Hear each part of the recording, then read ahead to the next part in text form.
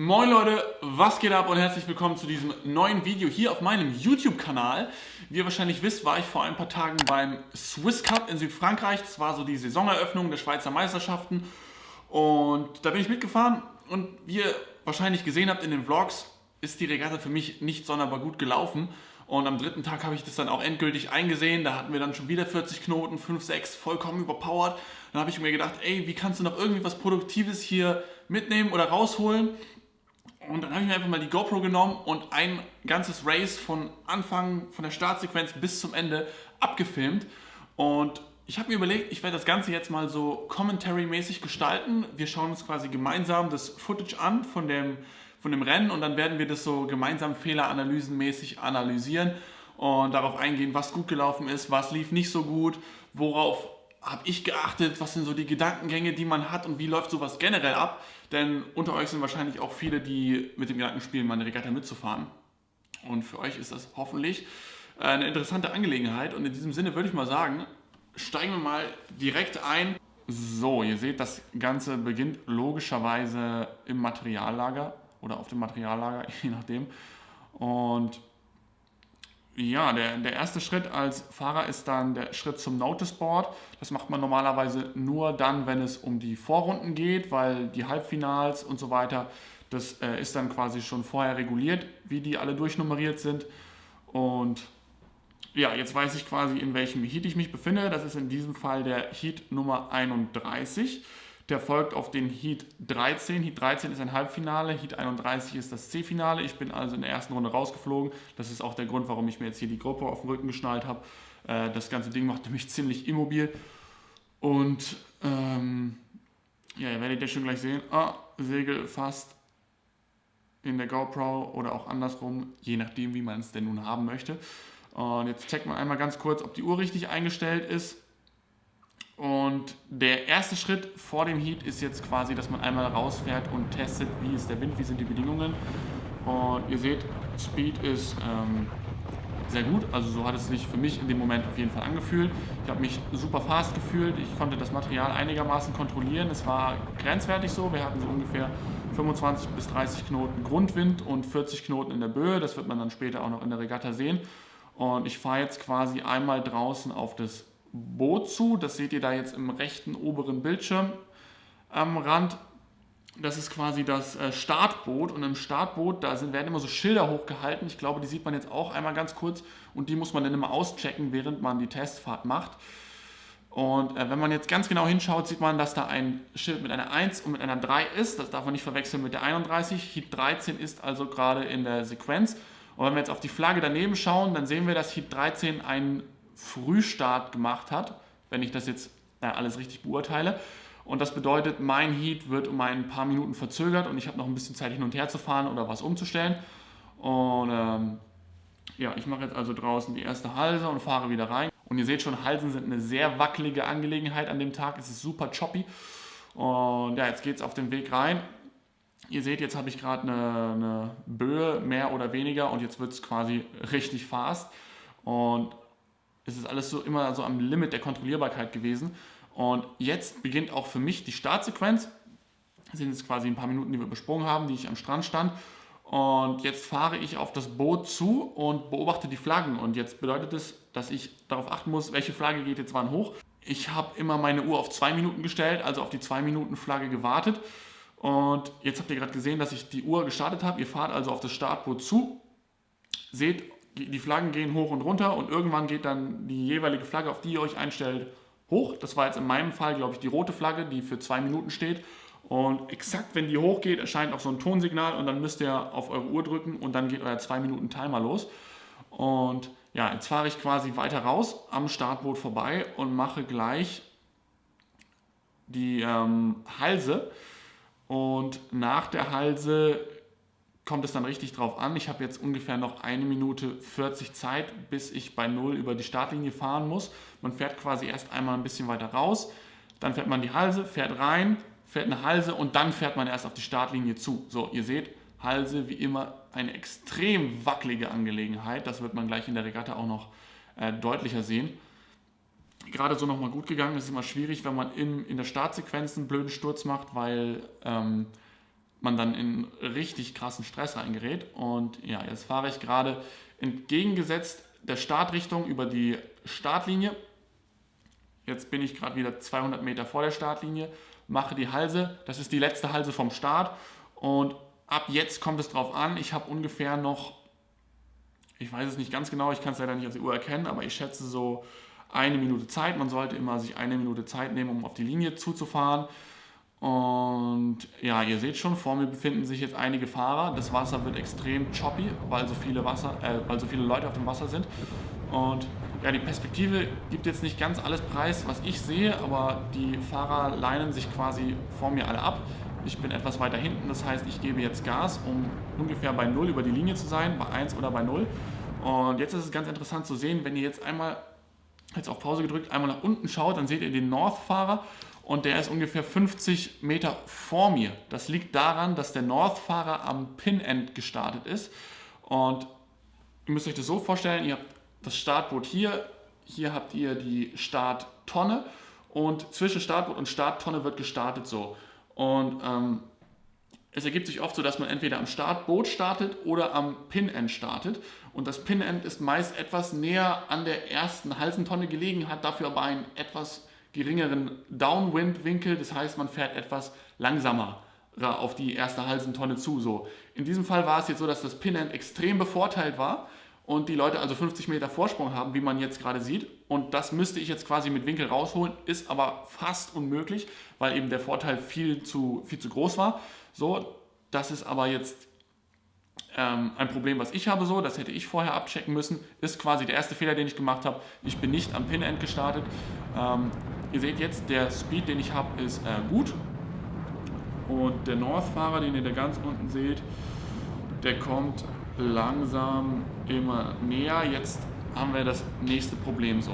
Das werdet ihr, wenn ihr eure ersten Regattenfahrt auch oft haben, dass ein Fahrer, der ungefähr so schnell ist wie ihr, vielleicht auch ein Stückchen schneller ist, von unten kommt. Ihr fahrt Downwind, habt gerade einen Moment der Schwäche und dann fängt er an, euch nach oben zu drücken. Und das ist für den anderen Fahrer eine super Position, denn er kann jetzt immer weiter Höhe fahren und uns quasi hochdrücken. Und wir müssen mitziehen, denn was wir nicht wollen, ist in das Weißwasser von ihm reinfahren. Ihr seht also, ich versuche immer oberhalb seines weißen Streifens zu bleiben, weil wenn man da einmal durchfährt, dann bremst man direkt ab. Und ich bin quasi immer ganz genauso auf der Linie, was für mich aber ein großes Problem war, weil ich nicht besonders gut Höhe fahren konnte mit meinem Gear. Und ja, ihr seht schon, der North-Fahrer ist jetzt vielleicht noch 20, 30 Meter vor uns. Und was ihr da seht, das rote, ich mache mal ganz kurz auf Pause, das ist die erste Halsentonne. Und jetzt geht bei mir der Puls hoch, ist bestimmt bei 180, weil ich weiß, ich hatte es halt an diesem Tag schon in 3 oder 4 anderen Regatten. Ich kann mit diesem Gear in diesen überpowerten Bedingungen ultra schlecht halsen so. Ich bin jetzt der 4. an der Halsentonne, was sehr, sehr gut ist, sehr solide. Fahre in die Halse rein und man sieht schon, ich greife viel zu ängstlich. Meine linke Hand, ich habe jetzt gerade wieder auf Pause gemacht, meine linke Hand ist viel zu nah an den Trapeztanken, die müsste viel weiter innen sein. Jetzt müsste mein Segel immer noch runtergelegt sein. Ich öffne das Segel aber viel zu früh und dadurch verdreht sich das alles. Ich habe nicht mehr genug Druck auf dem Brett und jetzt liege ich im Bach, bin reingefallen. Jetzt habe ich natürlich das Problem mit der GoPro noch zusätzlich und ihr seht, einmal reingefallen wird man überholt von 5, 6 Leuten direkt. Sieht dramatischer aus als es ist. In diesem Heat sind 32 Leute ungefähr drin. Ist natürlich trotzdem eine super eklige Situation. So 3 Sekunden Wasserstart, gar nicht so verkehrt. Trotzdem, für mich war das jetzt quasi schon so der Punkt, wo ich wusste, oh, okay, das Rennen läuft wieder total beschissen. Und ja, ich weiß aber, mein Speed ist gut, also gebe ich auf der zweiten Bahn Vollgas. Man erkennt es nicht, dank des Winkels jetzt nicht so optimal, aber in Lee überhole ich gerade ein paar Leute und jetzt geht es auf die zweite Halsentonne zu und ich sehe jetzt schon, dass das eine holprige Angelegenheit wird, weil wie gesagt, das Wasser ist unglaublich choppig und kabbelig und ja, wenn man jetzt ganz genau in die linkere obere Ecke reinschaut, dann wird man sehen, dass da einige Leute in die Halsentonne reinfallen. So. Und das ist eine Sache, die ich nicht genug beachtet habe. Ich dachte, ich gehe da relativ sicher jetzt in die Halsentonne rein, fahre da drauf zu. Jetzt kommt wieder dieser mulmige Moment, wo ich weiß, ey, ich kann nicht perfekt halsen, ich mache es jetzt trotzdem, gehe rein. Und man sieht schon, ich mache ganz kurz auf Pause, ich befinde mich wieder in einer absoluten Angstposition. Meine hintere Hand ist viel zu weit vorne. Ich habe viel zu früh abgebremst und ich schaue gerade so am Mast vorbei, weil ich weiß, die Leute vor mir, die sind wahrscheinlich noch unsicherere Halser als ich.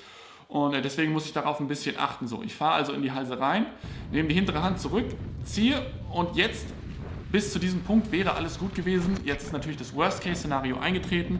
Ich habe jemanden nicht gesehen, der direkt kurz vor mir auch reingefallen ist und jetzt hängen wir mit dem Material ineinander und ab diesem Zeitpunkt ist dann eigentlich das Rennen auch komplett gelaufen. Ich habe natürlich wegen des Trainingseffekts weiter gemacht und weiter Gas gegeben und jetzt sieht man schon, da liegen noch 5, 6 andere Leute auch im Wasser drin. Wie gesagt, super schwer zu halsen.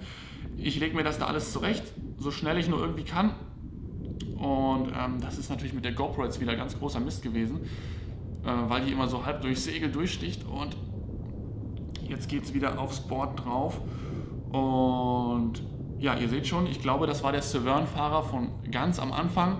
Den habe ich jetzt an der zweiten Halsentonne wieder eingeholt. Vor mir befinden sich jetzt aber 6, 7 andere Leute. Was beeindruckend ist, dass es nur so wenige sind, aber tatsächlich fällt halt jeder Zweite da an der Halsentonne rein, mich eingeschlossen. Und jetzt geht es vollkommen überpowered. An der Stelle mache ich noch einmal Pause auf die zweite Halsentonne zu. Ihr könnt sehen, dass ich überpowered bin daran, dass meine vordere Hand fast ganz am Mast dran ist, damit ich einfach immer die Möglichkeit habe, sobald die Böe noch ein bisschen stärker wird, an der vorderen Hand zu ziehen. Und wenn ich an der vorderen Hand ziehe und meine Trapeztappen so lang sind, dann geht das Segel hinten natürlich automatisch durch die Hebelwirkung auf und ich verliere den Druck. Meine hintere Hand ist sehr weit vorne und ja, so, ihr seht, ich kann das Segel nicht mehr zuziehen. Jetzt haben wir gerade eine von den angesprochenen 40 Knotenböen und da machst du mit 5, 6 nicht mehr viel. Und ja, jetzt geht es auf die zweite Halsentonne zu. Ich weiß, der Typ vor mir mit dem schwarzen Segel, der hat ein 6-3er Segel, der hat es wahrscheinlich noch schwieriger als ich. Und ich gehe in die Halse rein, für mich ist sowieso alles verloren an diesem Zeitpunkt. Das heißt, ich habe versucht, eine relativ enge Halse zu machen, habe dabei den Point-7-Fahrer überholt. Grüße an der Stelle, der konnte nichts mehr machen, der war mit 6-3 drauf, am absoluten Limit. So, und jetzt ist der letzte Schlag, Zieleinfahrt. Und jetzt habe ich diesen roten Severn-Fahrer da vor mir. Da ist wohl jetzt noch ein anderer Severn-Fahrer irgendwo aufgetaucht, man weiß nicht, woher er kommt. Und jetzt gebe ich natürlich noch einmal alles so. Es geht jetzt natürlich nur noch um Ehrgeiz. Ihr seht, ich komme langsam immer näher. Full Speed, wie gesagt, passt das alles, aber durch die miserablen Halsen natürlich keine Chance mehr. Und jetzt sind es vielleicht noch 15 Meter, 10 Meter, 7 Meter. Und ihr seht, ich komme immer näher. Jetzt sind es noch 5 Meter. Und jetzt war aber auch schon die Zieleinfahrt, das heißt, es ist jetzt vorbei. Ich bin jetzt wahrscheinlich irgendwie so 8. von 32 geworden. Und ja, wenn man das jetzt mal rückblickend analysiert, dann kann man eigentlich recht eindeutig feststellen, wo das Problem war. So, ich war als Vierter an der ersten Halsentonne, das bedeutet, mein Speed war sehr gut und der Start war auch nicht komplett schlecht. Der Start hätte aber rückblickend, wie gesagt, besser sein können. Wäre ich am Pin-End gestartet, hätte ich wahrscheinlich unter den ersten 2 an der ersten Halsentonne sein können. Dann die erste Halse, absolut miserable Angsthalse. Das gleiche gilt auch für die zweite Halse. An der zweiten Halse schlecht antizipiert. Und ja, so ergibt sich dann ein absolut schlechtes Rennen. Für mich aber rückblickend ist es sehr schön so zu sehen, weil die Fehler sind sehr klar ersichtlich. Es ist nicht so, dass ich auf der Geraden irgendwie großartig Probleme hätte, Gas zu geben, Downwind zu fahren, sonst irgendwie etwas. Ganz im Gegenteil, das läuft alles sehr gut. Das Einzige, was ich eben wirklich sehr viel trainieren muss, sind Halsen in überpowerten Bedingungen mit dem ganz kleinen Material. Das habe ich eben einfach überhaupt nicht gemacht. Ich war sehr lange in Tarifa, wir hatten auch Tage mit viel Wind, aber ich habe einfach nicht daran gedacht, Halsen zu trainieren in diesen starken Winden, sondern habe mir dann eben immer die angenehmen Spots rausgesucht, da wo das Wasser flach war und da gehalst. Und das war eben ein Fehler, wie man hier sehen kann für diese Regatta. Ja, mein Pech war es eben, dass am ersten und am dritten Tag der Regatta also quasi ausschließlich mit 5-6 gefahren werden konnte, weil zu viel Wind war. Und das war einfach die Segelgröße bzw. Materialkombination, auf die ich am schlechtesten eingestellt war, beziehungsweise mit der ich am schlechtesten zurechtgekommen bin. Und ja, war aber, denke ich mal, trotzdem ein sehr gutes Training. Und ja, ich freue mich auf jeden Fall auf die kommenden Regatten. Ich hoffe, da fahren wir etwas weniger 5-6 und kleines Board und etwas mehr 7-0 aufwärts, weil damit fühle ich mich wesentlich viel wohler. Und ja, das soll es gewesen sein mit diesem Video. Ich hoffe, es hat euch gefallen. Wenn dem so ist, drückt euch gerne auf einen Daumen nach oben. Wenn ihr Regatta-Erfahrung habt oder vielleicht auch Tipps und Anregungen zu dem, was ihr gerade gesehen habt, schreibt es gerne in die Kommentare rein. Abonniert diesen Kanal, falls ihr es noch nicht getan habt. Wir sehen uns auf jeden Fall bei den deutschen Meisterschaften in wenigen Wochen. Und ich glaube, die IFSCA-Weltmeisterschaft nehmen wir dieses Jahr auch nochmal mit. Kann ja nicht schaden. Und ich würde mal sagen, Cheerio, wir sehen uns im nächsten Video, entweder morgen oder übermorgen. Haut rein!